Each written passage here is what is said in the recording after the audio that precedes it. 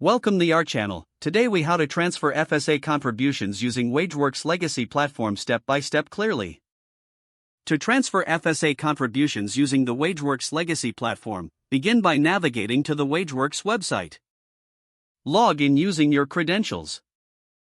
If you do not have an account, follow the prompts to create one. Once logged in, locate the Manage Your Benefits section on the homepage. Click on Flexible Spending Accounts, or FSA, to proceed.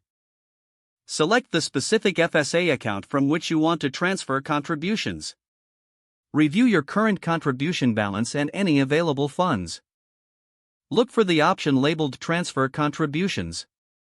Click on this option to initiate the transfer process. You will be prompted to enter the amount you wish to transfer. Ensure you only enter an amount that does not exceed your available balance. Next, specify the destination account for the transfer. If transferring to another FSA, select that account from the drop-down list. Review all details carefully before proceeding. Once confirmed, click on Submit to complete the transfer.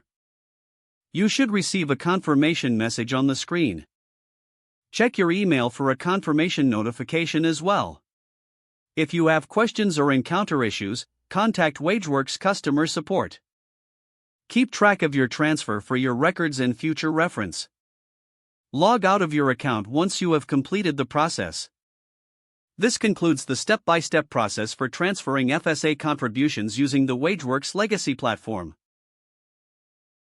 If the page does not load, refresh the browser or try again in a private or incognito window. Make sure you are using the correct email address, then retype it carefully to avoid small typos.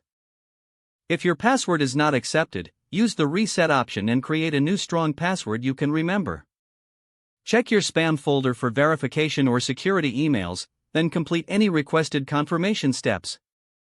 Enable two-factor authentication if available to improve account security and reduce unauthorized access risk.